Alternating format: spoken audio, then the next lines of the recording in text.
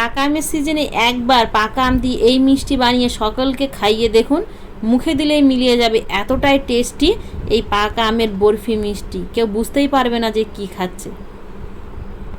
নমস্কার বন্ধুরা, সুপ্রিয়া কিচেন আবার আপনাদের সবাইকে স্বাগত জানাই আরো একটা রেসিপিতে। এখন তো পাকা আমের সিজন, আর এই সময় আমটা খুব কম দামে পাওয়া যাচ্ছে। তো এই পাকা আম দিয়ে আপনারা বিভিন্ন রকম রেসিপি বানিয়ে বাচ্চাদেরকে দিতে পারেন বা সংরক্ষণও করতে পারেন। তো আজকে আমি ভাবলাম যে পাকা আম দিয়ে একদম সহজভাবে আর কম উপকরণ দিয়ে বরফি বানাবো, আর এই বরফিটা বানাবো একদম অন্যরকম ভাবে। তো ভাবলাম বাড়িতে বানাবো, সেই সঙ্গে আপনাদের সাথেও একটু শেয়ার করি।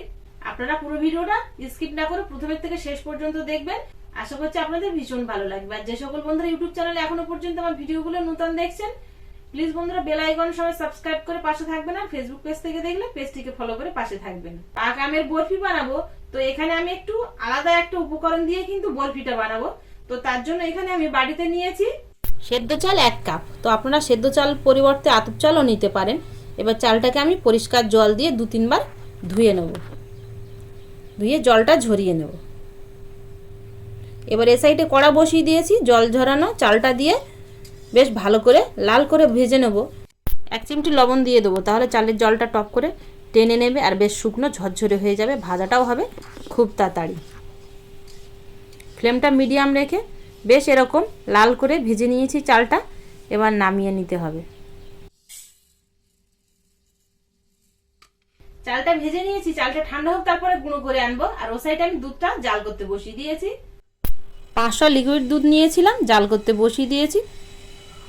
দুধটা বেশ কিছুক্ষণ ধরে ফুটছে, ফুটতে ফুটতে বেশ 400 গ্রামের মতো হয়ে গেছে।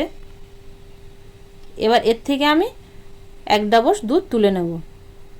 এবার এখানে নিয়েছি আমুল দুধ, গুঁড়ো দুধ। এই গুঁড়ো দুধ 1 প্যাকেট এর মধ্যে দিয়ে মিশিয়ে নেব।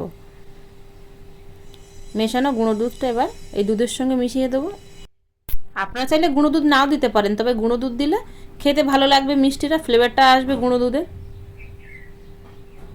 তলায় একটু বসে গেছিলো, সেটাও ঘুঁটে দিলে কিন্তু দেখুন এরকম সঙ্গে সঙ্গে গুলে যাবে। এবার এর মধ্যে দিয়ে দেবো 1 কাপ চিনি। চিনিটা আপনারা কম বেশি করতে পারেন। সব কিছু দিয়ে আরও কিছুক্ষণ জাল করে নেব। বেশ কিছুক্ষণ জাল করে নিয়েছি, 300 গ্রাম মতো হয়ে গেছে। এবার এর মধ্যে চালটা ঠান্ডা হয়ে যাওয়ার পর গুঁড়ো করে এনেছি, অল্প অল্প করে এর মধ্যে দিয়ে মিশিয়ে নেব। আর এরকম ঘুরতে থাকবো, না ঘুরলে কিন্তু দলা পড়ে যাবে, সেই জন্য ঘুরতে থাকতে হবে। এবার এর মধ্যে দিয়ে দেবো আমি 2টো পাকা আমের পাল্প। আগে থেকে এটা আমি ছাঁকনির সাহায্যে ছেঁকে নিয়েছিলাম। আর দিয়ে দেবো ফ্লেভারের জন্য এলাচ দানার গুঁড়ো। সব কিছু দিয়ে জাল করে নেব। এই সময় জালটা কিন্তু মিডিয়াম রাখবেন, একদম হাইতে দেবেন না, তাহলে পুড়ে উঠবে। আর দেখুন বেশ কিছুক্ষণ জ্বালানোর পরে এরকম ঘন হয়ে আসছে। এবার এর মধ্যে দিয়ে দেবো 2 চামচ মতো ঘি। এবার পুরোপুরি কিন্তু আমি রসটা শুকিয়ে একদম একটা শক্ত ডোয়ের মতো করে নেব। তো অনবরত নাড়তে হবে, এই সময় নাড়া বন্ধ করলে নিচে লেগে যাবে। যে পাত্রে ঢালবো আমি তাতে একটু সাদা তেল মাখিয়ে নেব, আপনারা চাইলে ঘিও মাখাতে পারেন। এবার দেখুন শুকিয়ে পুরোপুরি একদম দুধটা এরকম একটা ডোয়ের মতো হয়ে গেছে। এবার নামিয়ে নেবো, এটা কিন্তু হয়ে গেছে। আর হালকা একটু কিন্তু এরকম নরম থাকবে, একেবারে শক্ত করবেন না, তাহলে ঠান্ডা হয়ে গেলে কিন্তু একদম শক্ত হয়ে যাবে। এবার এটা তুলে আমি পাত্রে নিয়ে নেব। হাতের মধ্যে একটু ঘি মাখিয়ে নিয়ে এবার হাতের সাহায্যে এরকম গরম থাকা অবস্থাতেই সেট করে নেব। সব দিকে চাপ দিয়ে দিয়ে সেট করে নিয়েছি। এবার উপর দিয়ে একটু আমন্ড বাদামের কুচি দিয়ে দেবো। এটা কিন্তু আপনারা নিচের দিকেও দিতে পারেন, মানে প্লেটের ওপরে, তারপরে এটা ডোটা দিতে পারেন। তবে ওপর দিয়ে দিলাম, এভাবে চাপ দিলে গরম অবস্থায় এগুলো বসে যাবে। এবার এটাকে সেট হতে রেখে দেবো 2 থেকে 3 ঘন্টা। 2-3 ঘন্টা হয়ে গেছে। এবার এগুলোকে পিস পিস করে বরফির শেপে কেটে নেব। ছুরির সাহায্যে কেটে নেব। ছুরির গায়ে একটু তেল মাখিয়ে নেব। ছুরির গায়ে তেল মাখিয়ে নিলে তো তাহলে আর মিষ্টিটা এর গায়ে এঁটে ধরবে না, খুব সহজেই কিন্তু কাটা যাবে। দেখুন খুব ভালোভাবে কাটা যাচ্ছে। এবার একটু ঘুরিয়ে নেব। আপনারা আপনাদের পছন্দ মতো শেপ দিতে পারেন, তবে এই শেপটা দেখতে সুন্দর লাগে, সেই জন্য আমি এরকম শেপ দিলাম।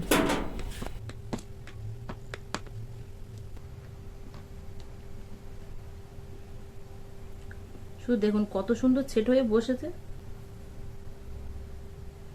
একটাও বরফি কিন্তু ভাঙবে না, এরকম খুব সুন্দর উঠে আসবে। দেখুন সবগুলো পাত্রে তুলে নিয়েছি, আর কেউ দেখে কিন্তু চিনতেই পারবে না যে এটা পাকা আম আর চালের গুঁড়ো দিয়ে এই বরফি মিষ্টিটা বানানো। এবার আপনাদের ভেঙে দেখাচ্ছি যে মিষ্টিগুলো কতটা সুন্দর হয়েছে। দোকান থেকে যেরকম গুজিয়া সন্দেশ কিনে আনা হয়, আর ঠিক দেখুন ঠিক সেরকমই হয়েছে।